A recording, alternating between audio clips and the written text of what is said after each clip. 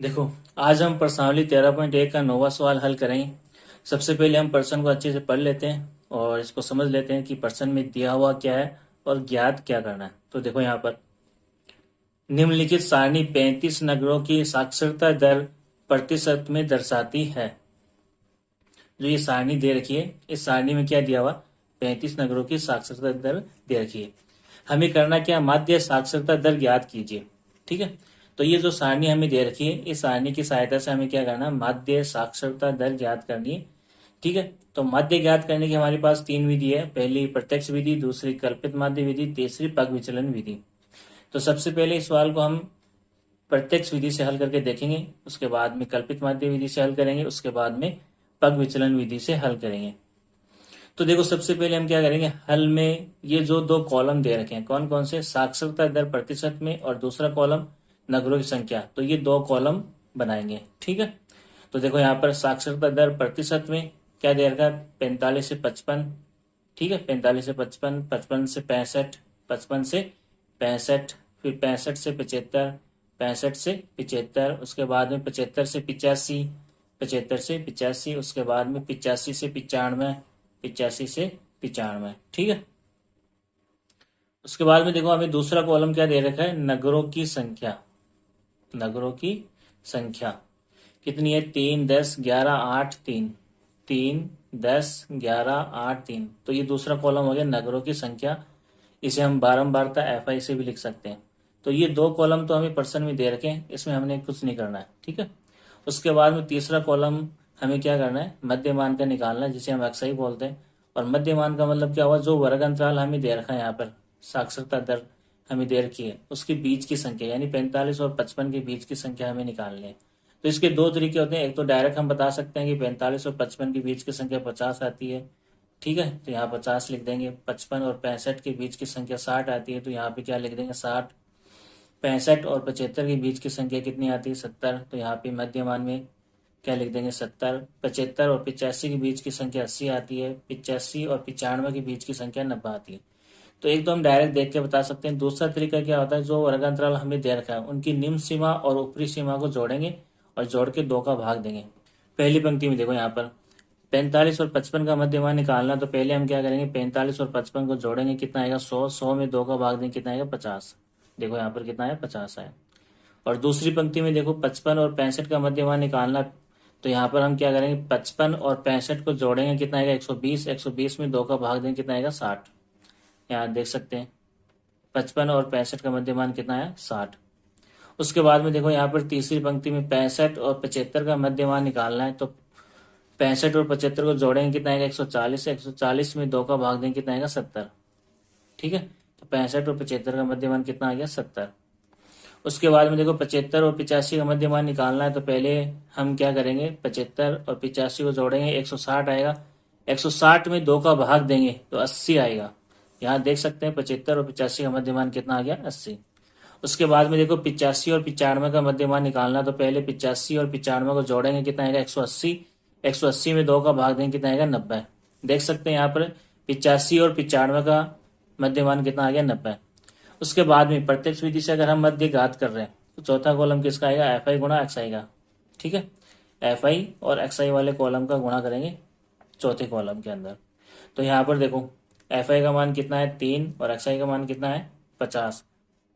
तो हमें क्या करना है, 3 को 50 से गुणा करना है।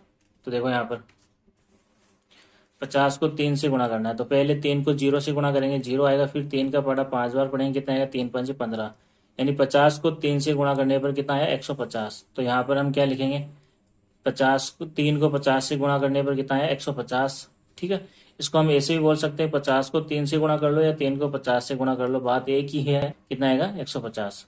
ठीक है, उसके बाद में देखो, दूसरी पंक्ति में 10 को 60 से गुणा करना है, तो ये 60 को 10 से कर लो या 10 को 60 से कर लो। देखो गुणा करो, यहाँ पर 0 को 0 से करेंगे, 0 आएगा। फिर 0 को 6 से करेंगे, कितना आएगा, 0। फिर अगली पंक्ति में क्रॉस लगाओ इकाई अंक के नीचे। फिर यहाँ पे देखो, 1 को 0 से करेंगे, कितना आएगा, 0। फिर 1 को 6 से गुणा करेंगे, कितना आएगा, 6। जोड़ दो, 0 और 0 कितना होता है, 0। यहाँ पर 0 प्लस 0 कितना हो गया, 0। 6 का 6। 60 को 10 से गुणा करने पर कितना आ गया, 600। यहाँ पर कितना आ गया, 600। ठीक है, 10 को 60 से कर लो या 60 को 10 से गुणा कर लो, कितना आया 600 आ गया। उसके बाद में देखो तीसरी पंक्ति में 11 को 70 से गुणा करना है, या 70 को 11 से कर लो। एक को 0 से गुणा करेंगे कितना आएगा 0, एक को 7 से गुणा करेंगे कितना आएगा 7। अगली पंक्ति में यहाँ पर इकाई अंक के नीचे क्रॉस लगा दो, फिर एक को वापस 0 से गुणा करो कितना आएगा 0, फिर एक को 7 से गुणा करेंगे कितना आएगा 7। जोड़ लो, 0 प्लस 0 कितना आ गया 0, 7 प्लस 0 कितना हो गया 7, 7 का 7, 770। 70 को 11 से गुणा करने पर कितना आया 770। 11 को 70 से गुणा कर लो या फिर 70 को 11 से गुणा कर लो, कितना आ रहा है 770। उसके बाद में देखो अगली पंक्ति में 8 को 80 से गुणा करना है, या फिर 80 को 8 से कर लो। तो देखो 80 को 8 से गुणा करेंगे, 8 को 0 से गुणा करेंगे कितना आएगा 0, 8 का पड़ा 8 बार बोलो कितना आएगा 8 8 64। तो 80 को 8 से गुणा करने पर कितना आ गया 640। 80 को 8 से गुणा करने पर कितना आ गया 640। उसके बाद में देखो अगली पंक्ति में 3 को 90 से गुणा करना है, या फिर 90 को 3 से कर लो। तो यहाँ पर देखो 90 को 3 से गुणा कर रहे हैं, 3 का पड़ा 0 बार बोलेंगे कितना आएगा 0, 3 का पड़ा 9 बार बोलेंगे, 3 नाम 27, कितना आ गया 27, आगे 0 कितना हो गया 270। तो 90 को 3 से गुणा करने पर कितना आ गया 270। ठीक है, उसके बाद में हमें क्या करना है, तो वापस से देख लेते हैं शुरू से। तो पहला कॉलम और दूसरा कॉलम, ये दो कॉलम हमें परसेंट में दे रखे थे। तीसरा कॉलम हमने ज्ञात किया मध्यमान का, कैसे ज्ञात किया, जो वर्ग अंतराल हमें दे रखा था इनके बीच की संख्या निकाली। कैसे निकाली है, निम्न सीमा और ऊपरी सीमा को जोड़ के 2 का भाग गया तो हमें क्या मिला मध्यमान एक्सआई। फिर चौथा कॉलम एफ आई गुणा एक्सआई वाला हमने कैसे ज्ञात किया, एफ आई को एक्सआई से गुणा करने पर हमें क्या मिला एफ आई गुणा एक्सआई। अब हमें क्या करना है, जो एफ आई वाला कॉलम है नगरों की संख्या उसका जोड़ करना है। तो इसके जोड़ को हम क्या बोलेंगे सिग्मा एफ आई। तो देखो इसका जोड़ करो, 3 और 10 कितना हो गया 13, 13 और 11 कितना हो गया 24, 24 और 8 कितना हो गया 24, 8 32, 32 और 3 35। तो सिग्मा एफ आई का मान कितना आ गया 35। ठीक है, और यहाँ पर देख सकते हो पर्सन में हमें दे भी रखा है 35 नगरों की, दे रखा है 35 नगरों की साक्षरता दर। ठीक है, जोड़ के भी निकाल सकते हैं और पर्सन में हमें दे भी रखा है। उसके बाद में क्या करना है हमें एफ आई गुणा एक्स आई वाले कॉलम का जोड़। तो इसके जोड़ को हम क्या बोलेंगे सिग्मा एफ आई एक्स आई। कैसे जोड़ेंगे वो देख लो, 150 में 600 जोड़ो पहले, 150 में 600, 0 में 0 जोड़ेंगे 0 आएगा, 5 में 0 जोड़ेंगे 5 आएगा, 1 में 6 जोड़ेंगे 7 आएगा, 750। फिर 750 में हमें क्या जोड़ना है 770, 770।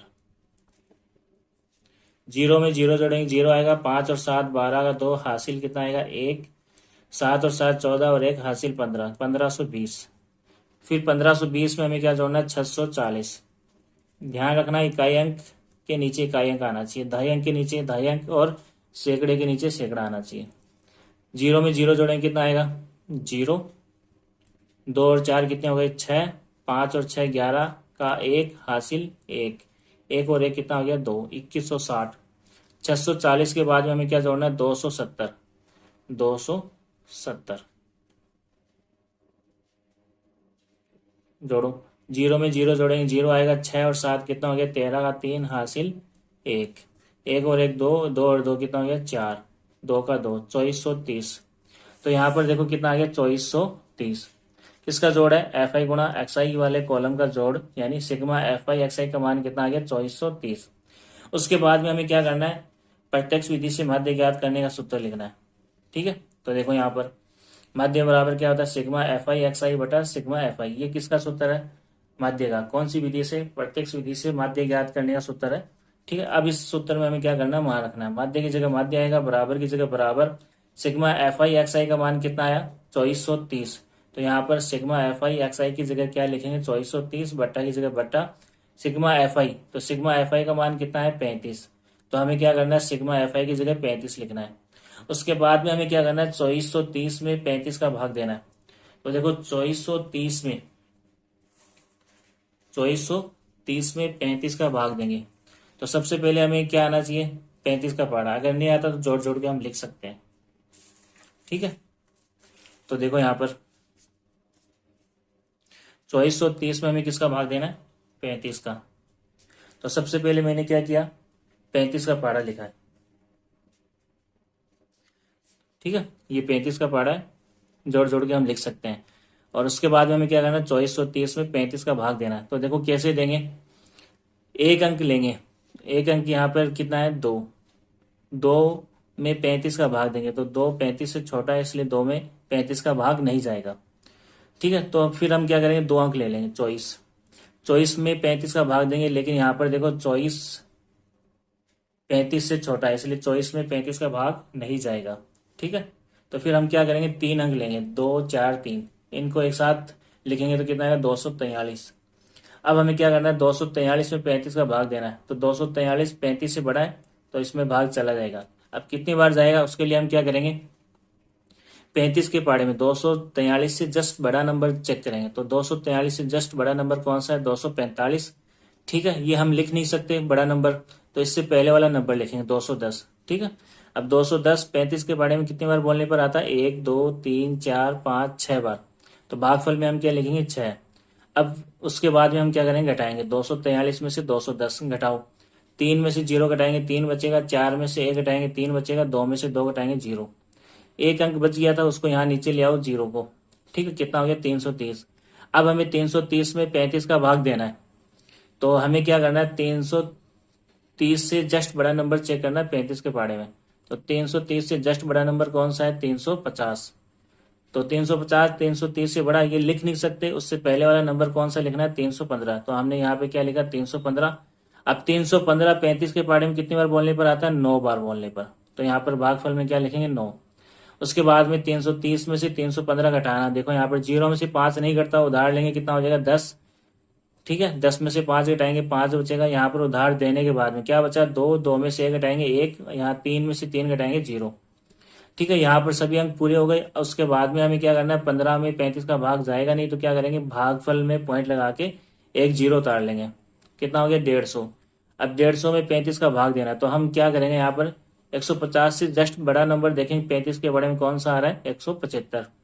तो 175 150 से बड़ा ये नंबर यहाँ पर नहीं लिख सकते, तो हम क्या करेंगे, 150 के नीचे इससे पहले वाला नंबर 140 लिखेंगे, तो 150 के नीचे क्या लिखेंगे, 140।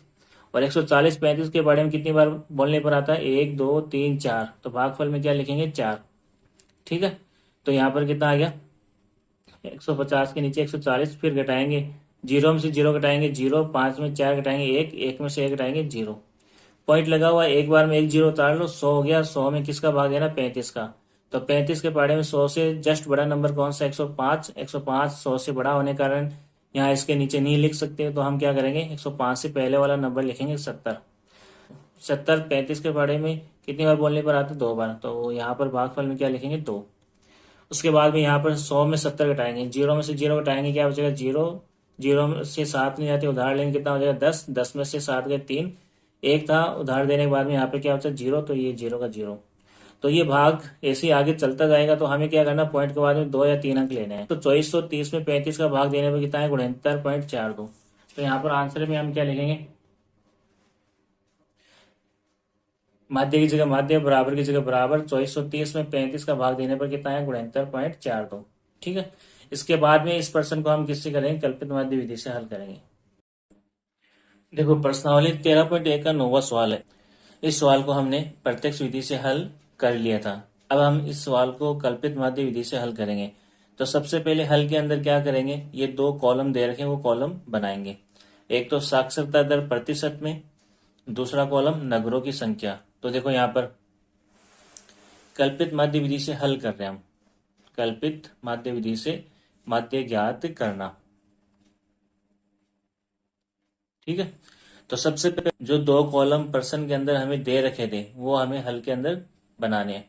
तो पहला कॉलम क्या था, साक्षरता दर प्रतिशत में क्या था, 45 से 55, 55 से 65, 65 से 75, 75 से 85, 85 से 95। दूसरा कॉलम जो हमें दे रखा था वो क्या था, नगरों की संख्या, जिसे हम बारंबारता बोलते हैं, FI से लिखते हैं इसको। ठीक है, क्या दे रखा है, 3 10 11 8 3। तो ये पहला कॉलम है, ये दूसरा कॉलम है। कल्पित मध्य विधि से हल कर रहे हैं। ठीक है, या प्रत्यक्ष मध्य विधि से हल करो या पग विचलन विधि से हल करो। तीसरा कॉलम हमेशा किसका आएगा, मध्यमान का, जिसे हम XI से लिखते हैं। और ये मध्यमान वाला कॉलम कब आएगा, जब यहाँ पे पहले कॉलम में वर्ग अंतराल दे रखा हो। ठीक है, तभी यहाँ पे तीसरा कॉलम कौन सा आएगा, मध्यमान का। अब देखो, मध्यमान XI का मान कैसे ज्ञात करेंगे। तो जो ये हमें वर्ग अंतराल दे रखा है यहाँ पर, इस वर्ग अंतराल की निम्न सीमा और ऊपरी सीमा को जोड़ के 2 का भाग देंगे तो हमें क्या मिलेगा, मध्यमान xi। ठीक है, तो देखो यहाँ पर 45 और 55 का मध्यमान निकालना है। तो सबसे पहले हम क्या करेंगे, 45 और 55 को जोड़ेंगे, जोड़ने पर कितना आएगा 100, 100 में 2 का भाग देंगे कितना आएगा 50। तो 45 और 55 का मध्यमान कितना आ गया 50। उसके बाद में देखो हमें क्या करना है, 55 और 65 का मध्यमान निकालना है। तो पहले क्या करेंगे, 55 और 65 को जोड़ेंगे, जोड़ने पर कितना आएगा 120। 120 में 2 का भाग देंगे कितना आएगा 60। तो 55 और 65 का मध्यमान कितना आ गया 60। उसके बाद में देखो यहाँ पर हमें 65 और 75 का मध्यमान निकालना है। तो सबसे पहले क्या करेंगे, 65 और 75 को जोड़ेंगे, जोड़ने पर कितना आएगा 140। 140 में 2 का भाग देंगे कितना आएगा 70। तो 65 और 75 का मध्यमान कितना आ गया 70। उसके बाद में हमें क्या करना है, 75 और 85 का मध्यमान निकालना है। तो पहले क्या करेंगे, 75 और 85 को जोड़ेंगे, जोड़ने पर कितना आएगा 160। 160 में 2 का भाग देंगे कितना आएगा 80। तो यहाँ पर देखो 75 और 85 का मध्यमान कितना आ गया 80। उसके बाद में देखो अगली पंक्ति में 85 और 95 का मध्यमान निकालना है। तो पहले हम क्या करेंगे, 85 और 95 को जोड़ेंगे, जोड़ने पर कितना आएगा 180। 180 में 2 का भाग देंगे कितना आएगा 90। तो 85 और 95 का मध्यमान कितना आ गया 90। ठीक है, इसके बाद में देखो अगला कॉलम क्या आएगा, अगर कल्पित माध्य विधि से हल कर रहे हैं तो अगला कॉलम किसका आएगा, विचलन का। और विचलन को हम किससे लिखते हैं, डी से। और डी निकालने का सूत्र क्या होता है, डी बराबर XI माइनस ए। XI क्या होता है, मध्य मान वाले कॉलम में जो मान आता है उसे हम क्या बोलते हैं XI। और ए को हम क्या बोलेंगे, कल्पित माध्य। ठीक है, ए को हम क्या बोलेंगे, कल्पित माध्य। इसको हम एज्यूम करके चलेंगे, मान कर चलेंगे कि ए क्या होगा। अब ए किसको मानेंगे वो देखो, मध्य मान वाले कॉलम में जो बीच की संख्या आ रही है उसको हम क्या मानेंगे, कल्पित माध्य ए। तो यहाँ पर बीच की संख्या कौन सी आ रही है 70। तो 70 को हम क्या मान लेंगे, कल्पित माध्य ए। तो देखो यहाँ पर मैंने लिखा है, माना कि कल्पित माध्य ए बराबर क्या हो गया 70, यानी ए का मान फिक्स हो गया। ठीक है, ए का मान क्या हो गया, फिक्स हो गया। तो ए का मान हम क्या रखेंगे 70, जहां पर भी ए आएगा वहां पे हम क्या रखेंगे 70। ठीक है, अब देखो यहाँ पर डी का मान निकालना है। तो डी का सूत्र क्या होता है, XI माइनस ए। ठीक है, XI माइनस ए। सबसे पहले हम यहाँ पर सूत्र लिखेंगे, डी बराबर XI माइनस ए। अब पहली पंक्ति में देखो यहाँ पर XI का मान कितना है 50। तो XI की जगह 50, माइनस की जगह माइनस, ए का मान फिक्स हो गया कितना 70। प्लस के 50 माइनस के 70, प्लस माइनस क्या होगा माइनस, 70 में से 50 घटाएंगे क्या बचेगा 20। बड़ी संख्या माइनस की है तो यहाँ पर डी का मान कितना आएगा माइनस के 20। देखो यहाँ पर पहली पंक्ति में डी का मान कितना है माइनस के 20।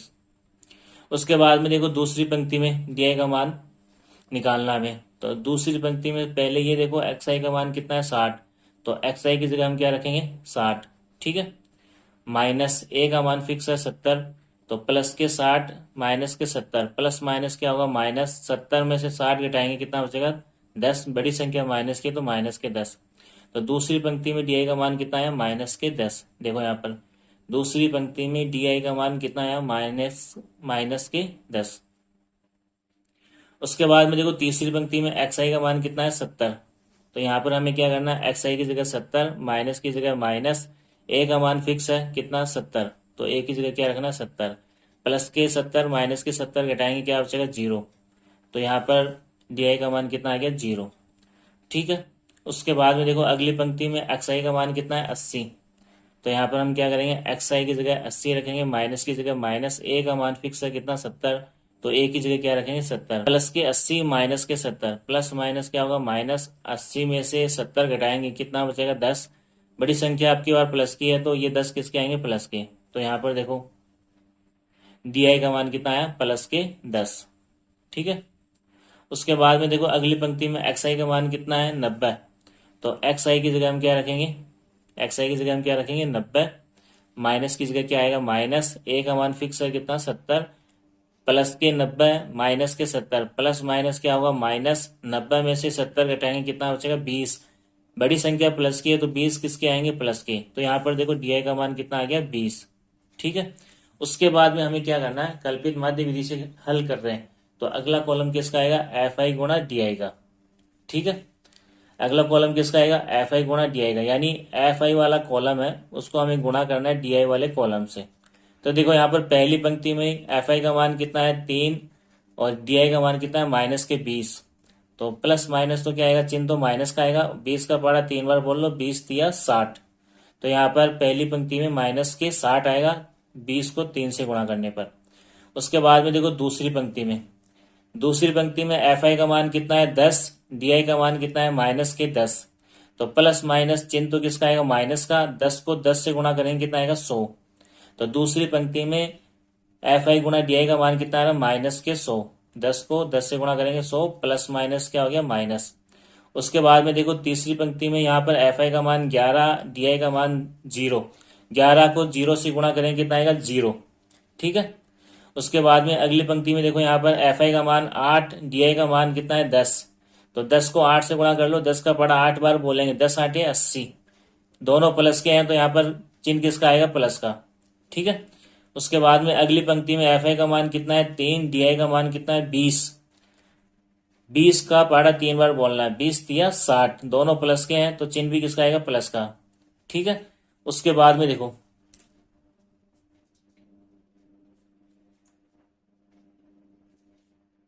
उसके बाद में हमें क्या करना है, ये जो एफ आई वाला कॉलम है इसका जोड़ निकालना है, सिग्मा एफ आई। तो जोड़ो, 3 और 10 13, 13 और 11 कितना हो गया 24, 24 और 8 कितना हो गया 32, 32 और 3 कितना हो गया 35। ठीक है, तो सिग्मा एफ आई का मान कितना आ गया 35। उसके बाद में हमें क्या करना है, एफ आई गुणा डी आई वाले कॉलम का जोड़। तो देखो इसका जोड़ कैसे निकालेंगे, पहले हम क्या करेंगे, माइनस वाली संख्या जोड़ेंगे अलग, -60 और -100 जोड़ो। -60 और -100 जोड़ेंगे कितना आएगा, 0 में 0 जोड़ेंगे 0, 6 में 0 जोड़ेंगे 6, 1 का 1, तो -160। ठीक है, और प्लस वाली संख्या उसको अलग जोड़ना है, 80 और 60 को अलग जोड़ना है। तो यहाँ पर देखो 0 में 0 जोड़ेंगे 0, 8 और 6 कितना हो गया 14। तो 80 में 60 जोड़ने पर कितना आया 140। तो यहाँ पर प्लस वाली संख्या का जोड़ कितना आ रहा है 140, माइनस वाली संख्या का जोड़ कितना आ रहा है -160। अब जो बड़ी संख्या है -160 ये बड़ी संख्या है और 140 छोटी संख्या है। तो बड़ी संख्या में से छोटी संख्या घटानी है, तो -160 में से +140 घटाओ, 0 में से 0 घटाएंगे 0, 6 में से 4 घटाएंगे 2, 1 में से 1 घटाएंगे 0। बड़ी संख्या माइनस की है तो चिन्ह किसका आएगा, माइनस का। तो यहाँ पर सिग्मा एफ आई डी आई का मान ज्ञात कर सकते हैं, वो कितना है -20। ठीक है, कैसे ज्ञात करेंगे, माइनस वाली संख्या अलग जोड़ लेंगे। ठीक है, -160, प्लस वाली संख्या अलग जोड़ लेंगे, +140। जो बड़ी संख्या है उसमें से छोटी संख्या घटा दो, जो आंसर आ रहा है वही क्या होगा, सिग्मा एफ आई डी आई का मान होगा। तो यहाँ पर सिग्मा एफ आई डी आई का मान कितना आ गया, -20। ठीक है, उसके बाद में हमें क्या करना है, कल्पित माध्य विधि से माध्य ज्ञात करने का सूत्र लिखना है। कल्पित माध्य विधि से माध्य ज्ञात करने का सूत्र। ठीक है, तो देखो यहाँ पर माध्य x बार बराबर a plus sigma F I D I बटा सिग्मा एफ आई, ये कौन सा सूत्र है, कल्पित माध्य से माध्य ज्ञात करने का सूत्र है। अब हमें क्या करना है, इस सूत्र में मान रखना है।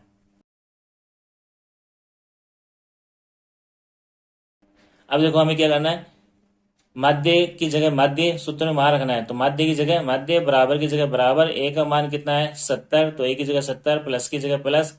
सिग्मा एफ आई डी आई का मान कितना है -20, तो यहाँ पर सिग्मा एफ आई डी आई की जगह -20 आ जाएगा, बट्टा सिग्मा एफ आई का मान कितना है 35, तो सिग्मा एफ आई की जगह कितना आ गया 35। ठीक है, उसके बाद में देखो आगे माध्य की जगह माध्य, तो माध्य को एक्स बार से भी लिखते हैं, तो यहाँ पर ब्रैकेट में हम क्या लिख सकते हैं, एक्स बार बराबर की जगह बराबर, 70 की जगह 70, ब्रैकेट हटाएंगे तो प्लस माइनस क्या हो जाएगा, -20 की जगह 20 बटा 35 की जगह 35। ठीक है, उसके बाद में देखो आगे माध्य की जगह माध्य, बराबर की जगह बराबर, 70 की जगह 70, माइनस की जगह माइनस। अब हमें क्या करना है, 20 में 35 का भाग देना है। तो देखो यहाँ पर 20 में 35 का भाग देना है। तो सबसे पहले 35 का भाग देना है तो 35 का पहाड़ा लिखना पड़ेगा। तो मैंने यहाँ पर 35 का पहाड़ा लिखा हुआ है, जोड़ जोड़ के लिख सकते हैं। ठीक है, 20 में दे रहे हैं भाग किसका, 35 का। 20 35 से छोटा है तो यहाँ पर शुरू में भाग टूटना है, 0 लगाएंगे। ठीक है, फिर इस 20 को बड़ी संख्या बनाने के लिए, 35 से बड़ी संख्या बनाने के लिए यहाँ पर क्या करेंगे, भाग टूटने का 0, उसके बाद पॉइंट लगा के एक 0 उतार लेंगे।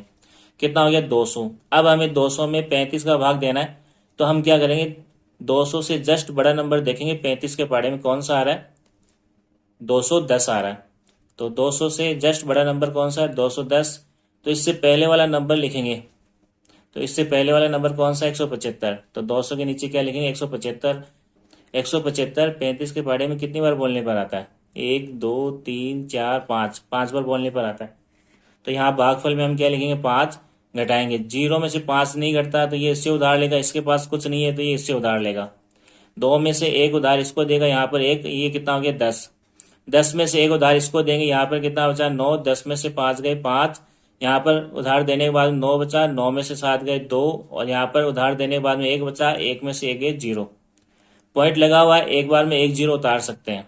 ठीक है, कितना हो गया 250। अब हमें 250 में 35 का भाग देना है, तो 35 के पहाड़े में 250 से जस्ट बड़ा नंबर कौन सा है, 280।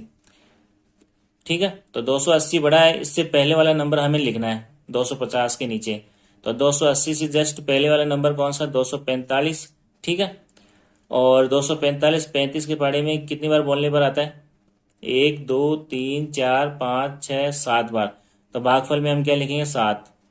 अब हमें क्या करना है, 250 में से 245 घटाना है।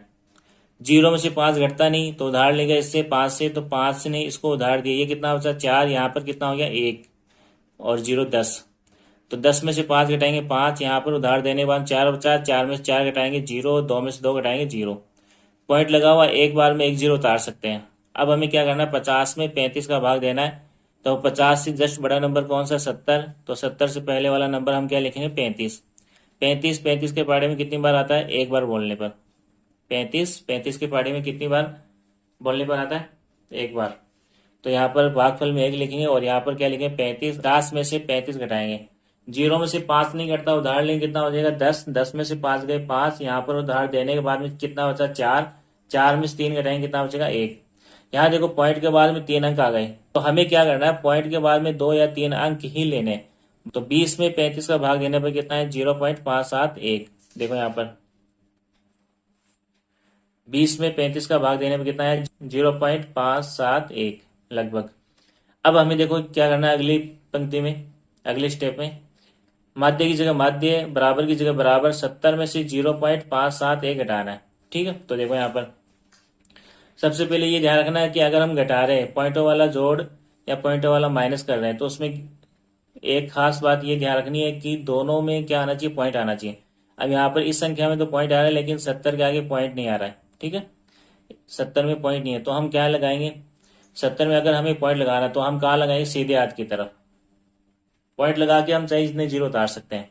फिर हमें क्या करना है, 70 में से क्या घटाना है, 0.571। तो ध्यान रखना पॉइंट के सामने पॉइंट आएगा, और पॉइंट के बाद वाली संख्या बाद में लिखो, पॉइंट के पहले वाली संख्या पहले लिखो। ठीक है, तो यहाँ पर 0 के नीचे 1 आ गया, 0 के नीचे फिर 7 आ गया, फिर इसके नीचे कितना आ गया 5, पॉइंट के सामने पॉइंट, इधर कुछ नहीं है तो 0। अब घटाओ, 0 में से 1 नहीं घटता तो ये इससे उधार लेगा, इसके पास कुछ नहीं है तो ये इससे उधार लेगा, इसके पास भी कुछ नहीं है तो ये इससे उधार लेगा, इसके पास भी कुछ नहीं है तो ये इससे उधार लेगा।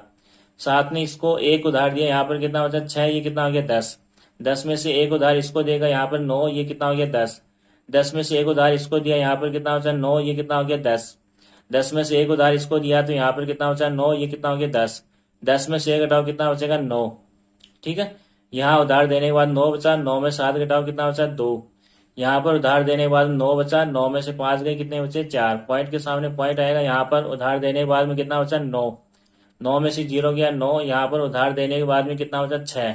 6 में से 0 घटाएंगे कितना बचेगा 6। तो 70 में से 0.571 घटाएंगे तो लगभग कितना बचेगा 69.429। तो देखो यहाँ पर 70 में से 0.571 घटाएंगे तो कितना बचेगा 69.429। तो कल्पित माध्य विधि से माध्य ज्ञात करने पर हमारा आंसर कितना आ रहा है 69.429। ठीक है, देखो प्रश्नावली 13.1 का 9वां सवाल है। इस सवाल को हमने प्रत्यक्ष विधि से हल कर लिया था। ठीक है, उसके बाद में कल्पित माध्य विधि से भी इसको हल कर लिया था। अब हम इसको पग विचलन विधि से हल करेंगे। ठीक है, यहाँ पर मैं तीनों विधियों से हल क्यों कर रहा हूं, ताकि हमें समझ में आए कि प्रत्यक्ष विधि से हल करने में आसानी होती है, या फिर कल्पित मध्य विधि से हल करने में आसानी होती है, या फिर पग विचलन विधि से हल करने में आसानी होती है। जिस विधि से ये सवाल आसान पड़ता है उसी विधि से हम इसको हल करेंगे। एग्जाम में हमें क्या करना है, जिस विधि का नाम दे रखा है, अगर एग्जाम में प्रश्न में हमें ये दे दिया कि प्रत्यक्ष विधि से माध्य ज्ञात करो, तब तो प्रत्यक्ष विधि से माध्य ज्ञात करना पड़ेगा। अगर कल्पित मध्य विधि से पूछ रहा है कि कल्पित मध्य विधि से मध्य ज्ञात करो, तो उस समय हमें इस सवाल को कल्पित मध्य विधि से ही हल करना पड़ेगा। और अगर प्रश्न में ये दे दिया कि पग विचलन विधि से मध्य ज्ञात करो, तो उस स्थिति में हमें इसको पग विचलन विधि से ही हल करना पड़ेगा। और सिर्फ हमें ये पूछे, जैसे इस प्रश्न में पूछा है मध्य साक्षरता दर ज्ञात कीजिए, यानी मध्य ज्ञात करना है, विधि कौन सी लगानी ये तुम पर डिपेंड करता है। प्रत्यक्ष विधि से निकालना चाहो तो प्रत्यक्ष विधि से निकाल सकते हो, कल्पित मध्य विधि से निकालना चाहो तो कल्पित मध्य विधि से निकाल सकते हो, पग विचलन विधि से मध्य ज्ञात करना चाहो तो पग विचलन विधि से मध्य ज्ञात कर सकते हैं। ठीक है, वो हम पर डिपेंड करता है। तो यहाँ पर मैं तीनों विधि से हल करके बता रहा हूँ, आपको जो विधि आसान लगती है उससे आपको एग्जाम में हल करना है, अगर सिर्फ मध्य पूछ रहा है तो। इस प्रश्न को हमने प्रत्यक्ष विधि से हल कर लिया था, उसके बाद में कल्पित मध्य विधि से भी हल कर लिया था। अब हम इसको पग विचलन विधि से हल करेंगे। ठीक है, देखो यहाँ पर सबसे पहले क्या करें, हल के अंदर ये दो कॉलम जो प्रश्न में हमें दे रखे हैं उनको हल में लिखेंगे। एक तो साक्षरता दर प्रतिशत में, दूसरा नगरों की संख्या। देखो यहाँ पर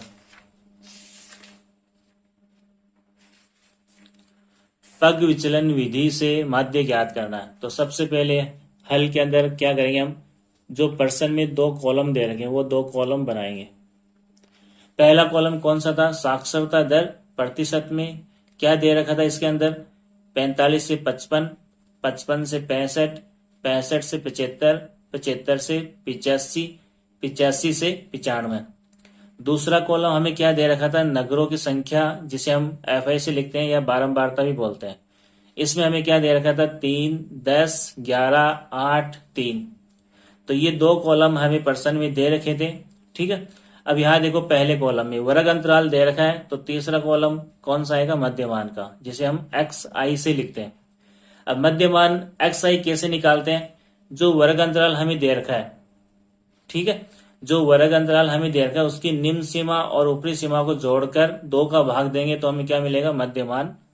ठीक है, पहली पंक्ति में देखो, अब 45 और 55 का मध्यमान निकालना है, तो हम क्या करेंगे, 45 और 55 को जोड़ेंगे, 45 और 55 को जोड़ेंगे, जोड़ने पर कितना आएगा, 100, फिर 100 में 2 का भाग देंगे, कितना आएगा, 50। ठीक है, तो यहाँ पर पहली पंक्ति में 45 और 55 का मध्यमान कितना आ गया, 50। उसके बाद में देखो आगे दूसरी पंक्ति में हमें 55 और 65 का मध्यमान निकालना है, तो हम क्या करेंगे, 55 और 65 को जोड़ेंगे, कितना आएगा, 120, 120 में 2 का भाग देंगे, कितना आएगा, 60। तो 55 और 65 के बीच की संख्या कौन सी आ गई, 60। उसके बाद में देखो अगली पंक्ति में 65 और 75 का मध्यमान निकालना है, तो 65 और 75 को जोड़ेंगे, कितना आएगा, 140, 140 में 2 का भाग देंगे, कितना आएगा, 70।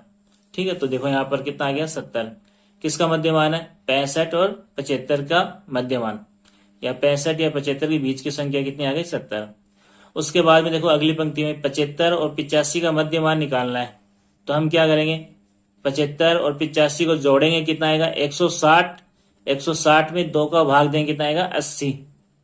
तो यहाँ पर देखो 80 किसका मध्यमान आ गया, 75 और 85 का मध्यमान, यानी 75 और 85 के बीच की संख्या कितनी आई, 80।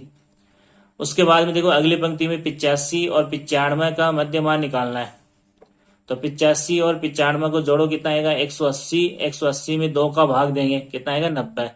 तो देखो यहाँ पर कितना आ गया, 90। किसका मध्यमान है, 85 और 95 का मध्यमान, यानी 85 और 95 के बीच की संख्या कौन सी आ रही है, 90। ठीक है, तो इस प्रकार मध्यमान XI का मान हम ज्ञात कर सकते हैं। तो देखो हम पग विचलन विधि से इस सवाल को हल कर रहे हैं, तो अगला कॉलम किसका आएगा, विचलन का, और विचलन को हम किससे लिखते हैं, DI से, और DI का सूत्र क्या आता है, XI माइनस A।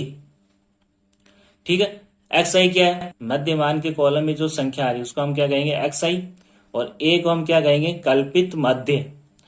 तो A को हम एज्यूम करके चलेंगे, मानकर चलेंगे, किस में से, जो मध्यमान वाला कॉलम है उसमें से जो बीच की संख्या है उसको हम क्या मानेंगे, कल्पित माध्य ए।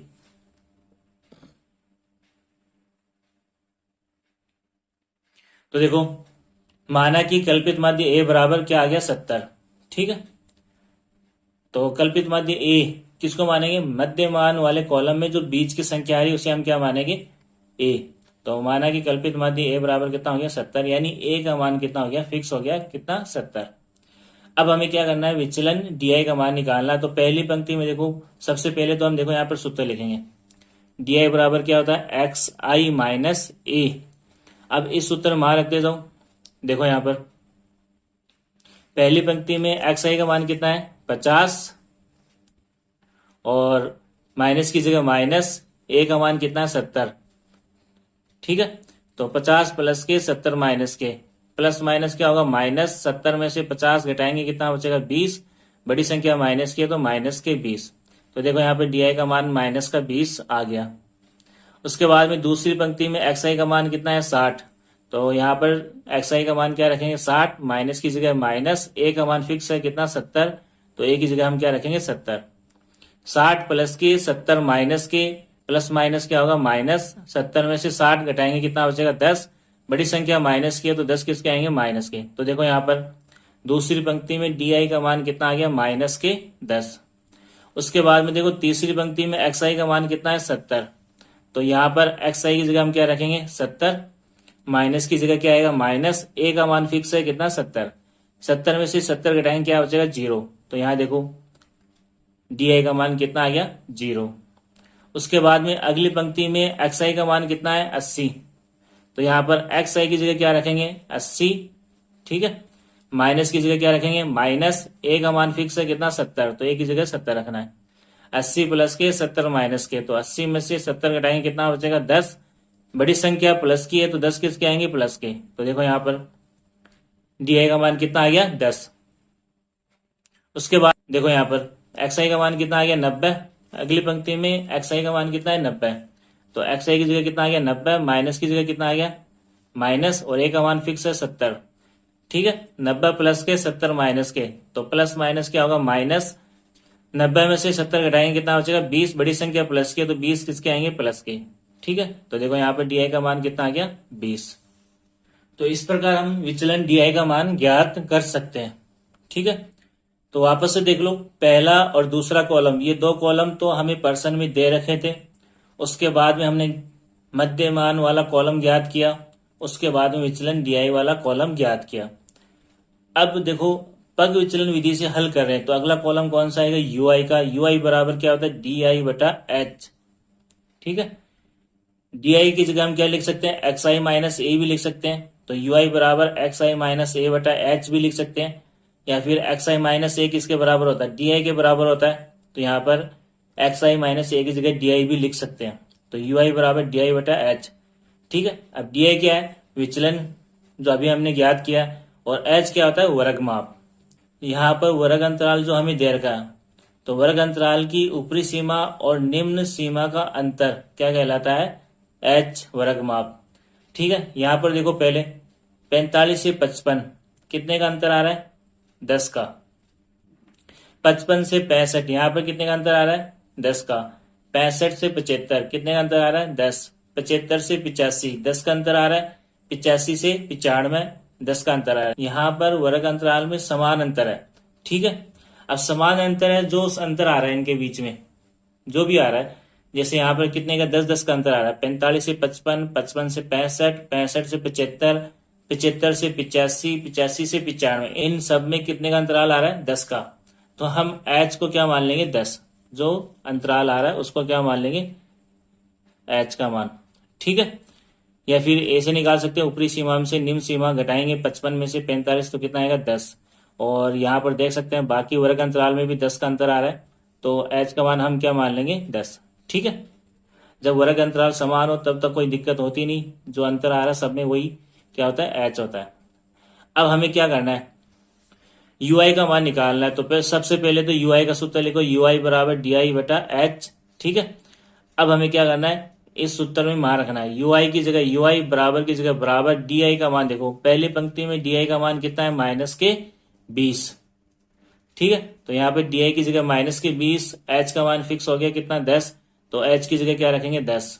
ठीक है, 20 में 10 का भाग देंगे कितनी बार जाएगा, 10 से कम 10, 10 दूनी 20, 2 बार। चिन्ह किसका, माइनस का, तो यहाँ पर देखो कितना आ गया -2। तो पहली पंक्ति में यू आई का मान कितना आया -2। उसके बाद में देखो दूसरी पंक्ति में डी आई का मान कितना है -10। तो यहाँ पर डी आई की जगह क्या रखेंगे -10। एच का मान कितना है 10 है, तो एच का मान क्या रखेंगे 10। 10 में 10 का भाग देंगे कितना आएगा 1, तो -1। चिन्ह किसका है, माइनस का, तो यू आई का मान कितना आ गया -1। तो दूसरी पंक्ति में यू आई का मान -1 आ गया। ठीक है, उसके बाद में देखो तीसरी पंक्ति में डी आई का मान, तो डी आई की जगह 0 और एच की जगह कितना रखना है 10।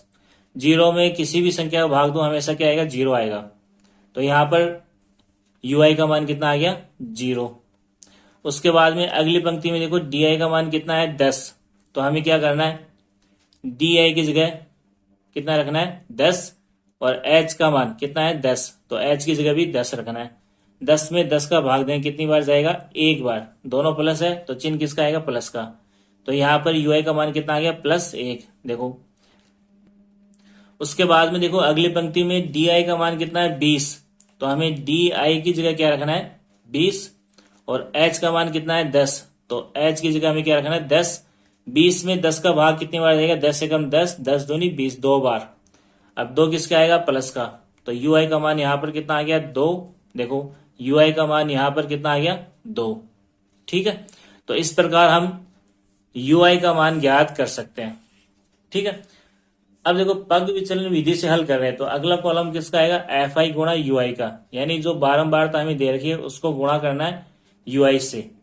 तो देखो यहाँ पर पहली पंक्ति में एफ आई का मान 3, यू आई का मान -2। तो सीधा गुणा कर लो, 3 का पड़ा 2 बार बोलेंगे, 3 दूनी 6।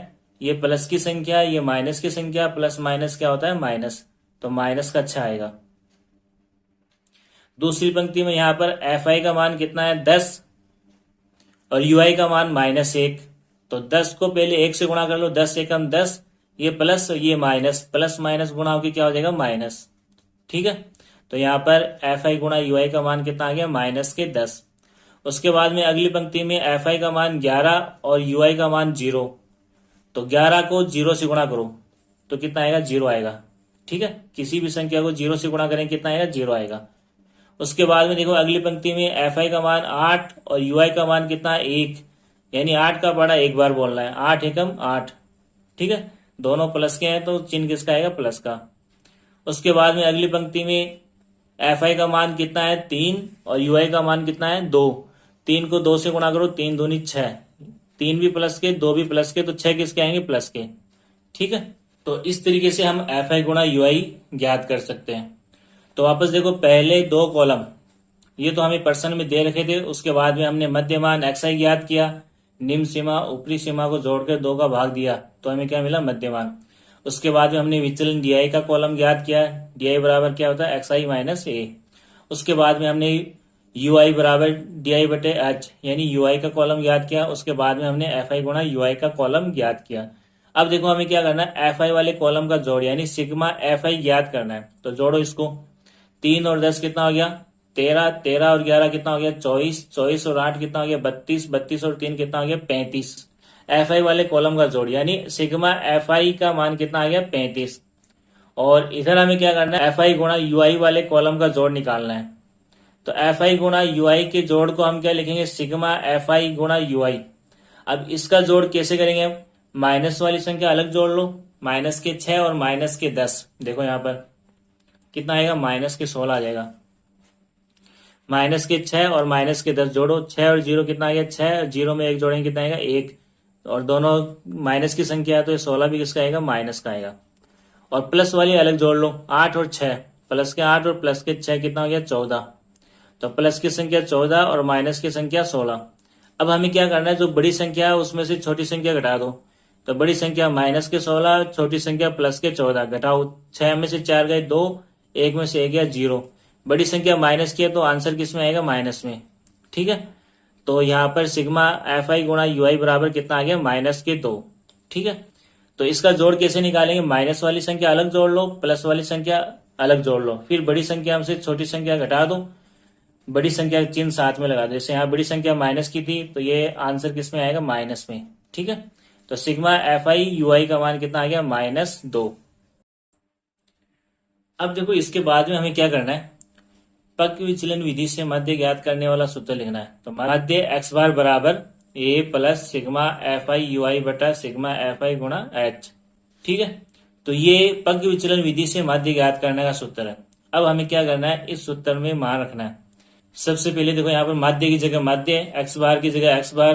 ठीक है, मध्य बोल दो या एक्स बार, दोनों एक ही चीज है। बराबर की जगह बराबर, ए का मान फिक्स है, कितना है 70, तो ए की जगह हमें 70 लिखना है। प्लस की जगह प्लस आएगा, सिग्मा एफ आई यू आई का मान कितना है, -2, तो सिग्मा एफ आई यू आई की जगह कितना रखेंगे, -2, बट्टा की जगह बट्टा, सिग्मा एफ आई का मान कितना है 35, तो सिग्मा एफ आई की जगह हम क्या रखेंगे 35 गुणा एच। एच का मान कितना आया था, देखो यहाँ पर एच का मान कितना आया था 10। ठीक है, तो एच की जगह हम क्या रखेंगे 10। उसके बाद में हमें क्या करना है, देखो मध्य की जगह मध्य, बराबर की जगह बराबर, 70 की जगह 70, ब्रैकेट हटाएंगे तो प्लस माइनस क्या हो जाएगा, -2 को 10 से गुणा करेंगे या 10 को 2 से गुणा कर लो, 10 दूनी 20, कितना आएगा 20, बट्टा में कितना है 35 है, तो बट्टा में क्या लिखेंगे 35। उसके बाद में हमें क्या करना है वो देखो, मध्य की जगह मध्य, बराबर की जगह बराबर, 70 की जगह 70, माइनस की जगह माइनस। तो अब हमें क्या करना है, 20 में 35 का भाग देना है। देखो यहाँ पर 20 35 से छोटा है तो 20 में 35 का भाग नहीं जाएगा, तो यहाँ भागफल में भाग टूटने का 0 लगाएंगे और उसके बाद में पॉइंट लगा के 1 0 एक बार में उतार लेंगे। तो यहाँ पर कितना हो गया 200। ठीक है, अब हमें क्या करना है, 200 में 35 का भाग देना है। तो 35 का भाग देने के लिए सबसे पहले हमें 35 का पाड़ा लिखना पड़ेगा। तो यहाँ पर 35 का पाड़ा आप जोड़ जोड़ के लिख सकते हो, मैंने यहाँ पे 35 का पाड़ा लिखा हुआ है। ठीक है, अब हमें क्या करना है, 200 में 35 का भाग देना है। तो क्या करेंगे, 35 के पाड़े में 200 से जस्ट बड़ा नंबर कौन सा आ रहा है, 210।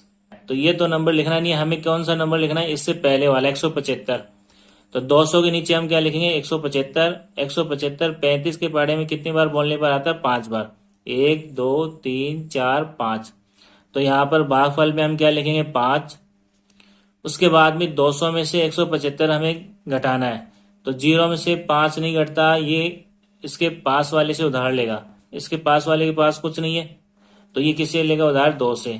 2 ने 1 उधार इसको दिया, यहाँ पर कितना बचा 1, ये कितना हो गया 10। 10 में से 1 इसको उधार दिया, यहाँ पर कितना बचा 9, ये कितना हो गया 10।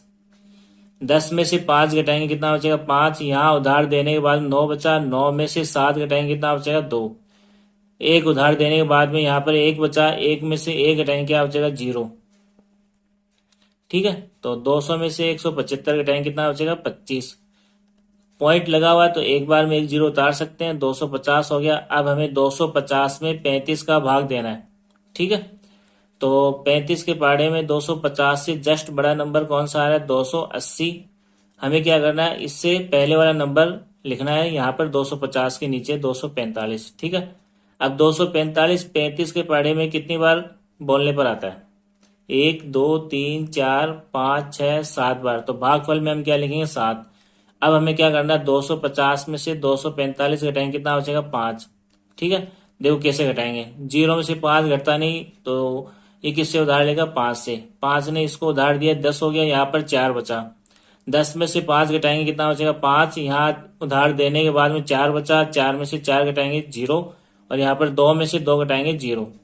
ठीक है, उसके बाद में देखो यहाँ पर पॉइंट लगा हुआ है तो एक बार में 1 0 उतार सकते हैं। ठीक है, तो कितना हो गया 50। अब हमें 50 में 35 का भाग देना है, तो 35 के पाड़े में 50 से जस्ट बड़ा नंबर कौन सा 70। ठीक है, तो हमें कौन सा नंबर लिखना, 70 से पहले वाला 35। ठीक है, और 35 के पाड़े में कितनी बार बोलने पर आता है, एक बार। अब हमें क्या करना है, 50 में से 35 घटाना है, तो कितना बचेगा 15। घटाएंगे कैसे, वो देखो यहाँ पर 0 में से 5 घटता नहीं, तो ये किससे उधार लेगा 5 से। ठीक है, तो ये कितना हो गया 10, और ये कितना बचा 4। 10 में से 5 घटाएंगे कितना हो जाएगा 5, यहाँ उधार देने के बाद 4 बचा, 4 में से 3 घटाएंगे 1। तो पॉइंट के बाद में 3 अंक आ गए। ठीक है, इतना काफी है। तो ये आंसर कहाँ लिखना है, कॉपी में। तो 20 में 35 का भाग देने पर कितना है, 0.571। अब हमें क्या करना है, अगली पंक्ति में मध्य की जगह मध्य आ जाएगा, बराबर की जगह बराबर, ठीक है। अब हमें 70 में से 0.571 घटाना है। देखो यहाँ पर 70 में पॉइंट नहीं है, कहाँ लगाएंगे, सीधे हाथ की तरफ, और उसके बाद में कितने जीरो लगा सकते हैं, 1 2 3 4, जितनी जरूरत है। तो यहाँ पर 3 अंक है नीचे, तो ऊपर भी क्या करेंगे, पॉइंट का हम 3 अंक लगा लेंगे। अब इसमें से हमें क्या घटाना है, 0.571। तो सबसे बड़ी चीज जो ध्यान रखनी है, हमें पॉइंट के सामने पॉइंट आना चाहिए, और पॉइंट के राइट साइड वाले नंबर राइट साइड में लिखने हैं, पॉइंट के लेफ्ट साइड वाले नंबर लेफ्ट साइड में लिखने हैं, ठीक है। तो 0.571, अब हमें घटाना है इसको, ठीक है। क्या करना है, घटाना है। 0 में से 1 नहीं घटता, तो ये किससे उधार लेगा, 0 से। इसके पास कुछ नहीं है तो ये इससे उधार लेगा, इसके पास भी कुछ नहीं है तो ये इससे उधार लेगा, और इसके पास भी कुछ नहीं है तो ये इससे उधार लेगा। 7 में से 1 उधार इसको दिया, यहाँ 6 बचा, ये 10 हो गया।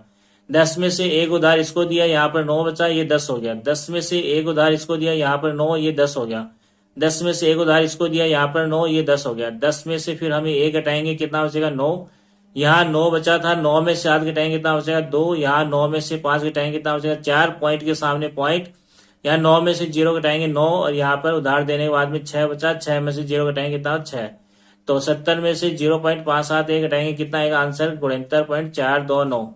तो यहाँ पर हम क्या लिखेंगे, 70 में से 0.571 घटाने पर कितना है आंसर, 69.429, ठीक है।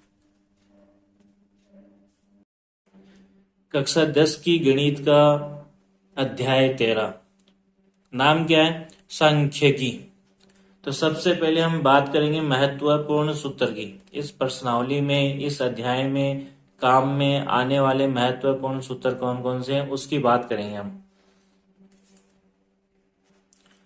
सबसे पहला सूत्र देखो, माध्य ज्ञात करने की प्रत्यक्ष विधि का सूत्र क्या होता है, माध्य बराबर सिग्मा एफ आई एक्स आई बटा सिग्मा एफ आई, ठीक है। ये माध्य ज्ञात करने का कौन सा तरीका है, प्रत्यक्ष विधि का। उसके बाद में देखो दूसरा सूत्र, माध्य ज्ञात करने की कल्पित माध्य विधि का सूत्र। माध्य बराबर क्या होता है, A plus sigma F I D I बटा सिग्मा एफ आई। ये कल्पित माध्य विधि से माध्य ज्ञात करने का सूत्र है, जहां पर डी आई का मतलब क्या होता है, डी आई बराबर एक्स आई माइनस ए, और ए का मतलब क्या होता है, कल्पित माध्य, ठीक है। उसके बाद में देखो आगे तीसरा सूत्र कौन सा है, माध्य ज्ञात करने की पग विचलन विधि का सूत्र। माध्य बराबर क्या होता है, A plus sigma F I U I बटा सिग्मा एफ आई गुणा एच, ठीक है। ये कौन सा सूत्र है, माध्य ज्ञात करने का पग विचलन विधि का सूत्र। क्या होता है, जहां पर यू का मतलब क्या होता है, एक्स आई माइनस ए बटा एच, ठीक है। अब ए का मतलब क्या है, कल्पित माध्य, और एच का मतलब क्या है, वर्ग माप, यानी वर्ग अंतराल कितने का है, वो एच का मतलब है, ठीक है। उसके बाद में देखो आगे चौथा सूत्र,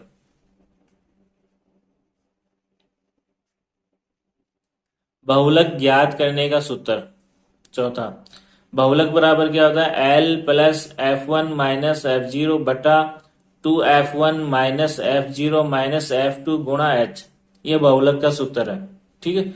जहां पर L बराबर क्या है, बहुलक वर्ग की निम्न सीमा, H का मतलब वर्ग अंतराल की माप, ठीक है, कितने का अंतराल चल रहा है वो H का मतलब है। F1 का मतलब बहुलक वर्ग की बारंबारता, F0 का मतलब बहुलक वर्ग से ठीक पहले वर्ग की बारंबारता, और F2 का मतलब क्या होता है, बहुलक वर्ग के ठीक बाद में आने वाले वर्ग की बारंबारता, ठीक है। ये बहुलक का सूत्र हो गया। इसके बाद में देखो अगला सूत्र कौन सा है, माध्यक ज्ञात करने का सूत्र।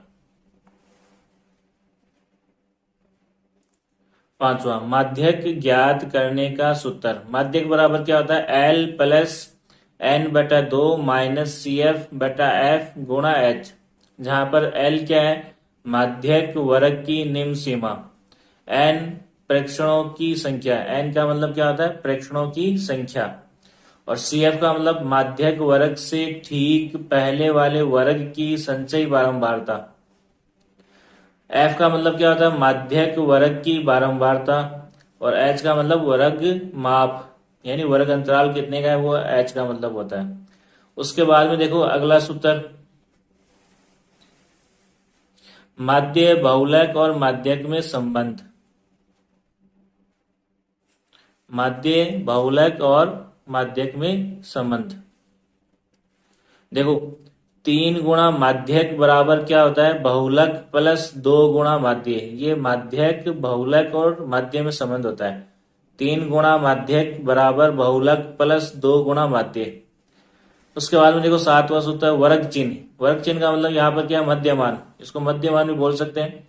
तो वर्ग चिन्ह निकालने का सूत्र क्या होता है, ऊपरी वर्ग सीमा प्लस निचली वर्ग सीमा बटा 2।